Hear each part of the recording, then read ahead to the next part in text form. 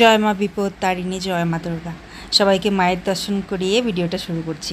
সোনু আজকে এই ড্রয়িংটা করেছে। সোনু পাপা পাঠিয়েছিল, ইউটিউব থেকেই পাঠিয়েছে একটা ছবি, এটা স্ক্রিনশট করে ওর ছেলেকে করতে বলেছিল, আর ছেলে আমাদের করেছে। তো কীরকম হয়েছে বলো তো? জানি কমেন্ট বক্স তো অফ, তোমরা বলতে পারবে না, তবে বিশেষ কিছু বলার থাকলে দিদির ওখানে গিয়ে তোমরা তো বলোই। আর যখন খোলা ছিল তখন তো অনেক অনেক ভালোবাসা দিতে, সেটা আমি ভালো করেই জানি। তো সোনু পাপা যেহেতু বন্ধ করে দিয়েছে, তো তাই কিন্তু আমি আর খুলতে পারবো না। অনেকেই বলে কমেন্ট বক্সটা কেন বন্ধ, যেটা আমি অনেকবার বলেও দিয়েছি। থাক, শুভ সকাল। এই তো আজকে হলো রবিবার, সোনুকে নিয়ে যাচ্ছি এখন আমি যোগা ক্লাসে। ঘুম থেকে উঠে ওকে একটু জল দিলাম খাওয়ার জন্য, আর আমিও একটু জল খেলাম, ব্যাস। আর কিছু না, কারণ এখন যোগা করবে, খালি পেটেই করতে হবে। ওই তো সবাই ওখানে জগিং শুরু করে দিয়েছে। তো চলো, 7টা একটু পার হয়ে গেছে, তো 7টায় শুরু হয়। ওই তো সবাই জগিং করছে, মানে শুরু হচ্ছে এখন। তাহলে তুমি চলে যাবো পা, আমি আসছি তোমার পিছু পিছু। তুমি যাও, শুরু হয়ে গেছে তো। ওকে বললাম তুমি চলে যাও, আমি আসছি পিছু পিছু, কারণ ওখানে শুরু হয়ে গেছে। অন্যান্য দিনগুলোতে থাকে স্কুল, আর আজকে হলো এই যে আমার ছোটাছুটির দিন। আজকে সানডে, তো ফান্ডে নয়, আজকে আমার ছোটাছুটির দিন। কারণ এই যে এখন নিয়ে আসছি যোগাতে, আবার নিয়ে যাব, তারপর আবার এখান থেকে যাব বাড়ি গিয়ে একটু ব্রেকফাস্ট করে রান্নাবান্না করে খাওয়া দাওয়া সারতে টাইম হয়ে যাবে আবাগাসে দেওয়ার। তো দুপুরবেলা আবার ওদিকে আছে আবাগাস, মানে কটা রান্না করব ওইটুকু টাইমই আছে। রান্না করে আবাগাসে দিতে যাব, দিয়ে এসে আরও হয়তো একটুখানি এডিট করবো, তারপর আবার নিয়ে আসার টাইম হয়ে যাবে 2-2.5 ঘন্টা পর। তো আবার গিয়ে নিয়ে আসতে হবে, এই আর কি। বিকেল অবধি আজকে ছোটাছুটি আছে। চলে আসলাম যোগা সেন্টারে, আর এই তো সবে শুরু হয়েছে হয়তো কিছুক্ষণ আগে। এখনও সবাই জগিং করছে, জগিং করবে, তারপরে আসন করবে। আগে 6:30টার দিকে আসতাম, তো তখন এসে দেখি যে বেশি জন আসেইনি, তো যে কারণে এখন 6:30টায় না এসে একটু লেট করে আসি। মোটামুটি 7টায় এখানে পৌঁছলে ঠিকঠাক হয়ে যায়। এই জন্য আর কি আজকে 7টায় আসলাম, এসে দেখি এই যে স্টার্ট হয়ে গেছে। মানে 7টা একটু আগে আসতে হবে, তাহলে বুঝতে পারছি। আর এই যে শুরু হয়ে গেছে, আমরা এসে বসে থাকতাম আর কি আগে। তো ওয়ার্ম আপ করা হয়ে গেল, তারপরে এই যে এখন একটু হার্টগুলো করাচ্ছে।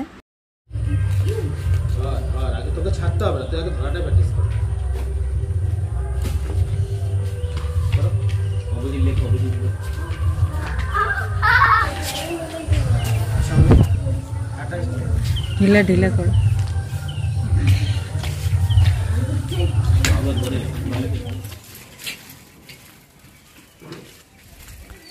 তুমি যাও, ওকে বললাম তুমি যাও, কারণ হেঁটে যেতে যেতে সময় লাগবে, আর ওই চালাবে সাইকেল, তাই ওকে তো আগে যেতেই হবে, আমাকে তো হেঁটে যেতে হবে।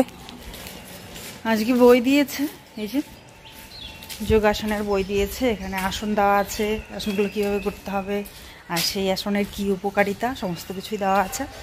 তো এগুলো দেখে দেখে এখন করাতে পারবো। ভালো হয়েছে, 70 টাকা করে দিয়েছিলাম, তো এই বইটা আজকে চলে এসছে। তো এই তো শোনো ওদিকে টার্ন করলো রাস্তা ফাঁকা, আর আমি এখন হেঁটে হেঁটে যাচ্ছি। যখন আসে তখনও ওই হেঁটে হেঁটে চলে আসে, সাইকেল নিয়েও চলেই আসে আগে, আমি হেঁটে আসি।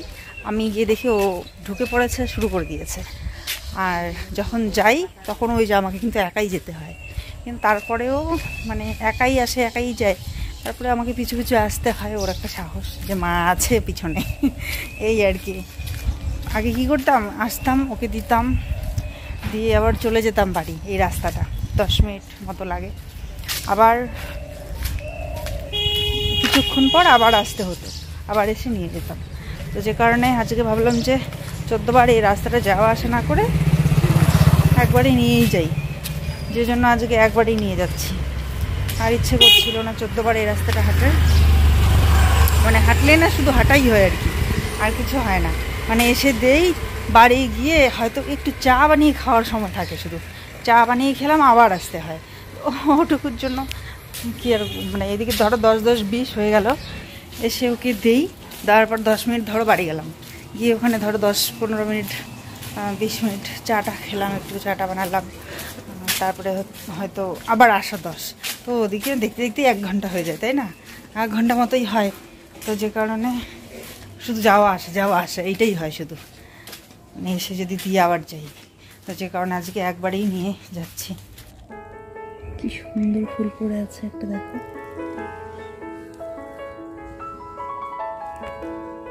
সুন্দর না? কি সুন্দর না ফুলটা, খুব মিষ্টি লাগছে ফুলটা দেখতে। যেমন সুন্দর হলুদ রং আর তেমনই কিন্তু ফুলটাও সুন্দর, ভালো লাগছে। খুব সুন্দর একটা সেন্টও আছে, বাইরে মানে দূর থেকেই পেলাম, শুকবো না কারণ ঠাকুরকে দেবো আজকে। 8:20 কি 25 মতো তখন ছুটি হয়। আর তারপরে কিন্তু এই রাস্তাটা আস্তে আস্তে 10-15 মিনিট লেগে যায়। যাওয়ার সময় তো স্পিডে যাই, আসার সময় তো একটু আস্তে আস্তে হয়ে যায় অটোমেটিক, তখন তো সেরকম একটা চাপ থাকে না। 10-15 মিনিট লাগে। তারপরে এসে এই যে চা বানাতে বানাতে ওদিকে কিন্তু 9টা মতো বেজেই যায়। তো 9টা মতো এখন বাজে। বাড়ি এসে এই তো চা বানিয়ে নিচ্ছি, আর সাথে কিন্তু ভেজে নিলাম পপকর্ন।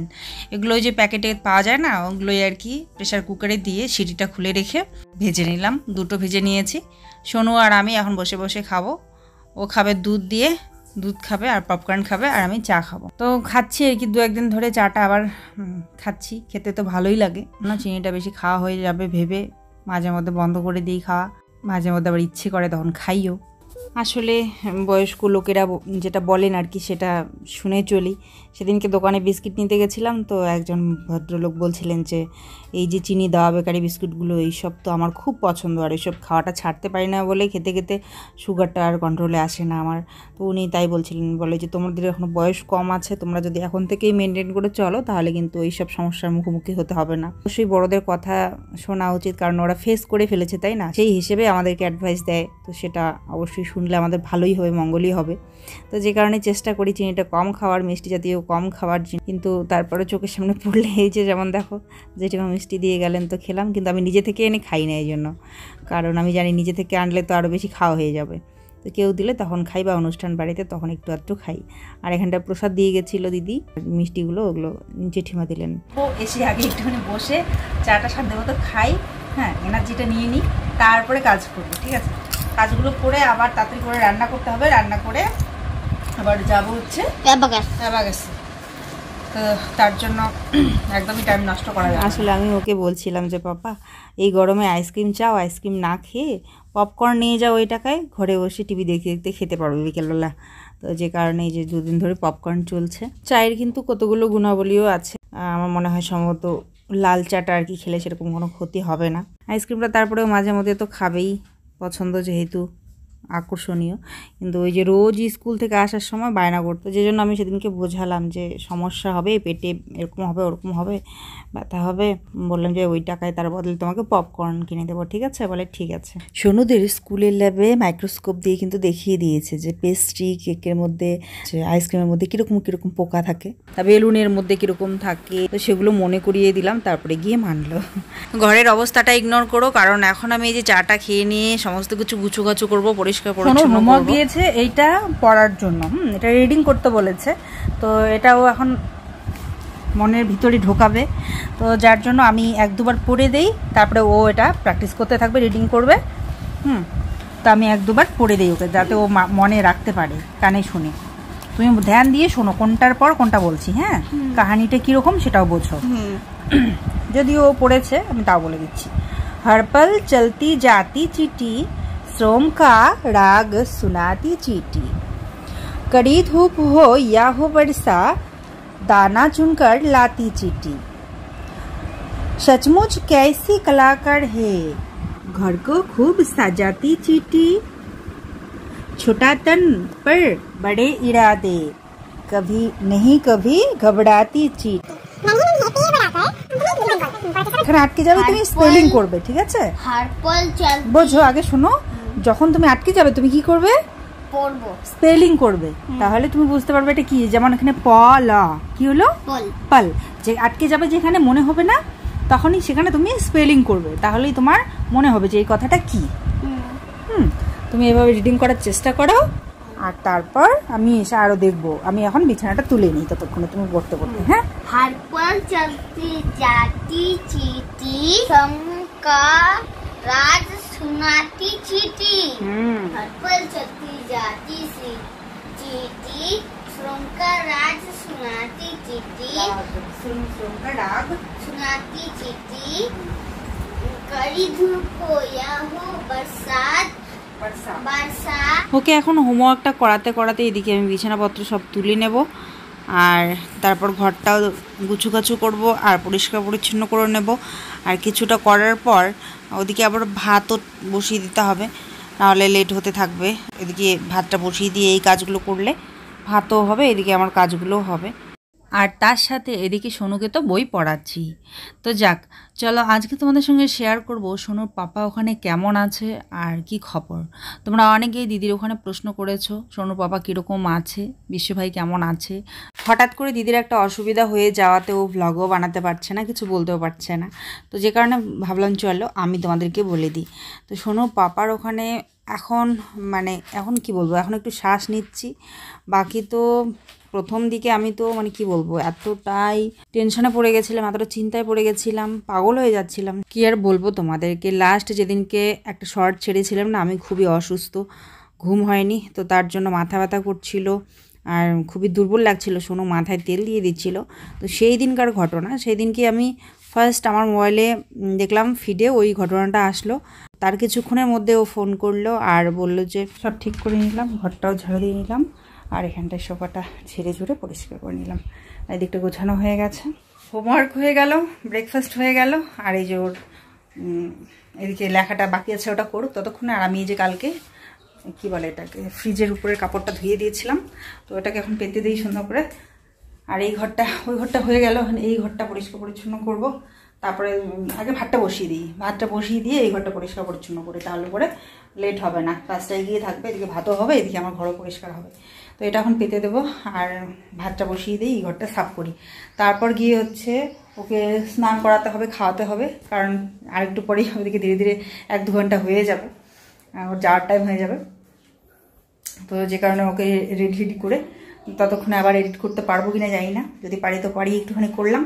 আর আমার আবার স্নান পূজা আছে, হয়তো হবে না, আর কাজগুলো করতে করতেই যাওয়ার টাইম হয়ে যাবে অ্যাবাকাস। তো সেখানে পাঠিয়ে দিয়ে তারপরে এসে না হয় একটু এডিট করব, তারপরে হচ্ছে আপলোড করব, হয়তো বিকেল হবে সব বা সন্ধ্যা হবে। তো এই আর কি, এখন এইগুলো কাজ তো আর ছাড়তে পারবো না, তাই না, এগুলো আমাকে করতেই হবে অ্যাট ফার্স্ট।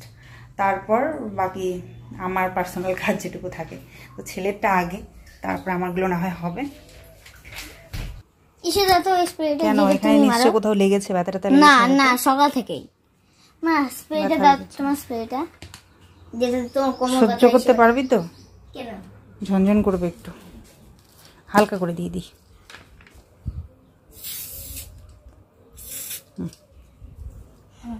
একটু ঝনঝন করবে, ব্যথাটা অনুভব হবে না। সুন্দর হাওয়া আসছে গো, সুন্দর রোদও উঠেছে আর হাওয়া।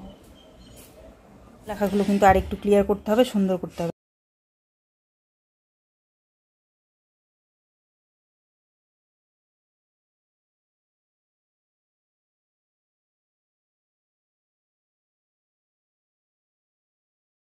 হ্যাঁ, দেখবো তো কত সুন্দর করতে পারো।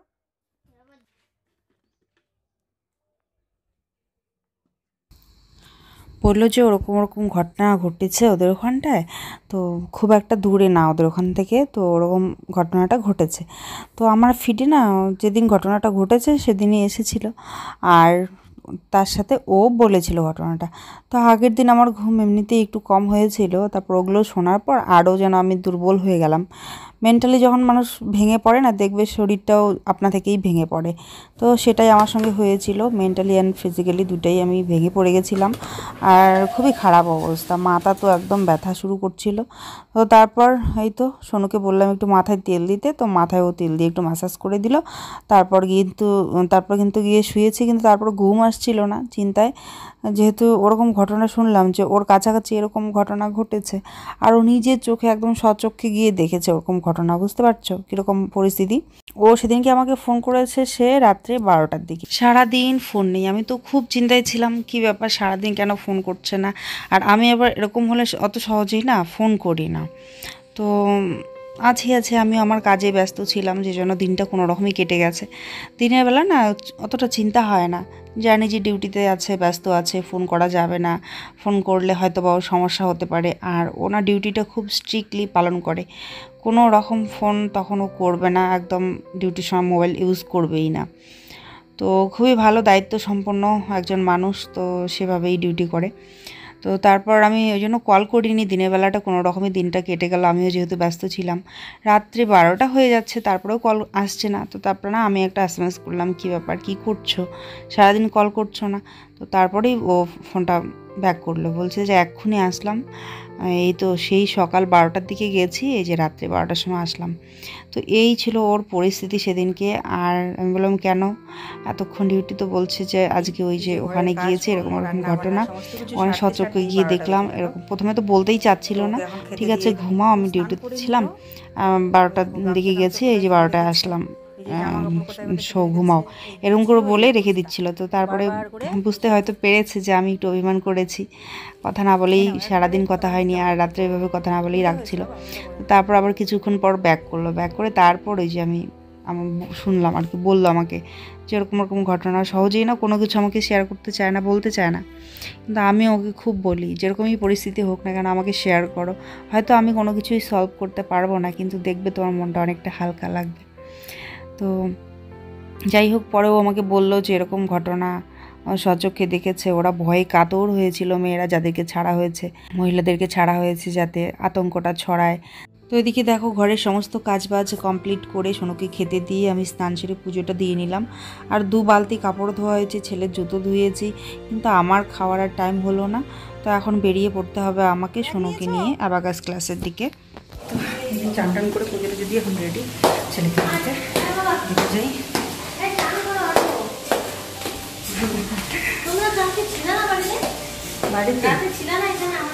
হ্যাঁ ছিলাম তো, হ্যাঁ চুপচাপে ও টিভি দেখে, আমি আমার মতো কাজ করি। তো চলো, যে এখন সাইকেল চালাতে হবে, চালিয়ে ওকে নিয়ে যাব। 12:30 বেশি হয়ে গেছে, 10 মিনিটে পৌঁছে যাবো, চিন্তা নেই। তুই আবার এখানে লুকিয়ে, চল ইস ইস, চলো বাই বলো, এসে দেখা হবে, এসে দেখা হবে।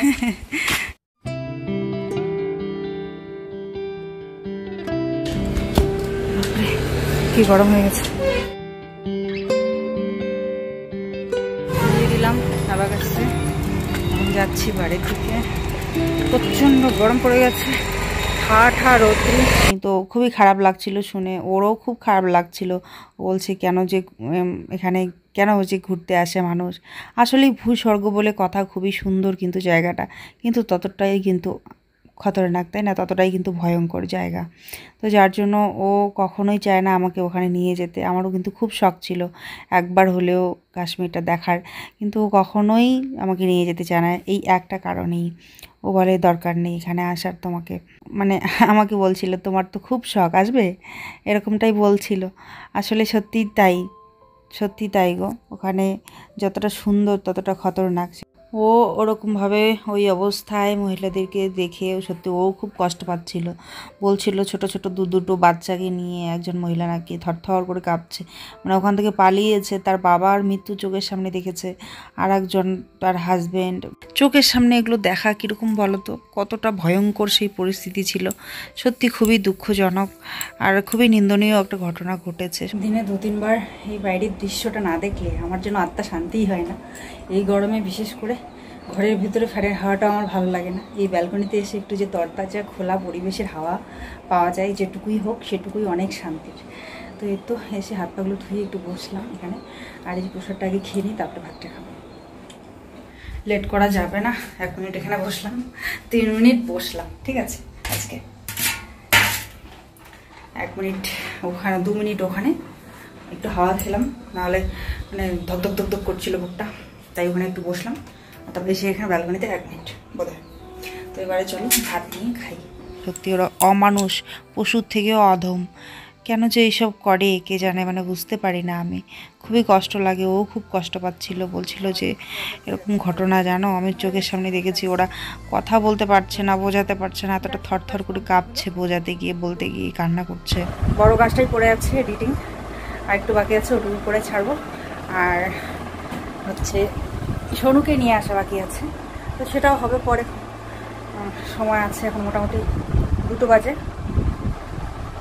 1.5 ঘন্টার থেকে একটু বেশি আছে সময়। হ্যাঁ, তারপরে ওর ছুটি হয়ে যাবে। 1.5 ঘন্টা মনে করো, কারণ 10 মিনিট আমাকে পৌঁছতে হবে, তো যে জন্য 1.5 ঘন্টা আছে আমার হাতে। আচ্ছা, আম ধরেছে, মোটামুটি একটু একটু বড়ও হয়েছে। আর সারা রাত ধূপ ধাপ করে পড়ে। আমি হঠাৎ তো ভুলেই যাই যে আম গাছ থেকে আম পড়ে, আমি ভয়ই পেয়ে যাই। তো দেখো কি সুন্দর হাওয়া উঠেছে, বেশ ভালো লাগছে। তখন হাওয়া খেতে খেতে আমি কি করব, এডিটিং। বাই, পরে আসছি। আবার বেরোচ্ছি, টাইম হয়ে গেল দেখতে দেখতেই। কি করে যে টাইম চলে যায় বোঝাই যায় না। মানে দিয়ে আসি কিছুক্ষণের মধ্যে মনে হয় যে টাইম হয়ে গেল এরকম। তো আরও বিশেষ করে এডিটিং শুরু করলে মনে হয় যে টাইমটা কোন দিক দিয়ে চলে গেল কিছু বুঝতেই পারলাম না, কারণ ওখানেই ধ্যানটা থাকে না। সময় তো এরকম ফুরফুর করে চলে যাই, কিন্তু আসার সময় যেহেতু পিছনে সোনু থাকে তো তখন একটু চালাতে কষ্ট হয়। তো যাক, সাইকেলই চালাতে হবে, স্কুটিতে যেহেতু বাবা চালায় বাড়িতে। চোখের সামনে এসব দেখা কীরকম লাগে বলো তো। মানে ও বলছে যে এই যে চোখের সামনে ওরা দেখেছে, এরা কেউ না কেউ মনে হয় পাগলই হয়ে যাবে বোধহয় এরকম। সত্যিই তো, মানে একটা ট্রমার মধ্যে পড়ে যাবে না। তাই বলছে এইভাবে ভিডিও করো, মানুষ 250 টাকাতেই মোবাইল চুরি করে নিয়ে যাবে। তো চলো, সোনুকে নিয়ে নিলাম, এবারে বাড়ি যাবো। চলে আসো। সন্ধেবেলা এই যে বই নিয়ে বসেছি, ওকে পড়াচ্ছি। ভিডিওটা রেডি হলো সন্ধ্যার দিকে, এখন আপলোডে দিলাম, কিন্তু বই পড়াতে ভিডিও এখনো আপলোড হচ্ছে। অনেকটাই বড় হয়ে গেছে ভিডিওটা, আপলোড হতে সময় লাগছে। 9টা বেজে গেছে। কালকেও ছাড়তে পারিনি, আজকেও সারাদিন ছোটাছুটির কারণে এই যে এখন রেডি হলে কি এত রাতে ছাড়া যায় বলো। খাওয়া দাওয়া করে শুয়ে পড়বো, তাই তো শোনো। গুড নাইট বলো। সকালে উঠতে হবে, স্কুল আছে। আজকে ব্লগটা এখানেই শেষ করছি বন্ধুরা। সবাই খুব ভালো থেকো, সুস্থ থেকো। শুভরাত্রি। অসংখ্য ধন্যবাদ ভিডিওটা দেখার জন্য। আমাদের চ্যানেল নতুন হয়ে থাকলে লাইক শেয়ার সাবস্ক্রাইব করে আমাদের পাশে থেকো। Bye bye. Thank you for watching. Like and subscribe. Don't miss about the bell icon. Click the bell icon. You are a new. And click the subscribe button. You are a new. Forget it. এই তো সেদ্ধ ভাত, আলু সেদ্ধ, এখানে হচ্ছে শীতল ভর্তা। চোখের সামনে এরকম করে প্রিয়জনকে হারাতে দেখা, এটা চারটিখানি কথা নয়। সবসময় কিন্তু ওই জিনিসটা চোখে ভাসবে। ভগবানের কাছে প্রার্থনা করি ওনাদের জন্য এই কঠিন সময় থেকে তাড়াতাড়ি ভগবান উদ্ধার করেন, শোক থেকে বাইরে বের হয়ে আসার শক্তি দেন ওনাদেরকে, এটাই প্রার্থনা করব। যারা চলে গেছেন ওরা তো আর কোনোদিনও ফিরে আসবেন না, তাদের আত্মার শান্তি কামনা করছি আমরা সবাই। এরকম ঘটনা যাতে আর না ঘটে, সরকার অবশ্যই সেই হিসেবে ব্যবস্থা নেবেন। সরকারের উপর আমাদের সবার আস্থা আছে। সবাই গেছিল ওখানে ডিউটিতে, তো তখন তারা সবাই তাদের সঙ্গে কথা বলা, তাদেরকে সাহস দেওয়া আর জায়গা মতো তাদেরকে পৌঁছে দেওয়া, এই সমস্ত কিছু ডিউটি পালন করে তারপরে রাত্রে 12টার দিকে কিন্তু এসেছিল। কিন্তু সব কিছুর পরেও বন্ধুরা, আমি একজন দেশের সৈনিকের ওয়াইফ হিসেবে সত্যি খুবই চিন্তায় আছি আমি। মেন কথা আর কিছু বলতে পারছি না।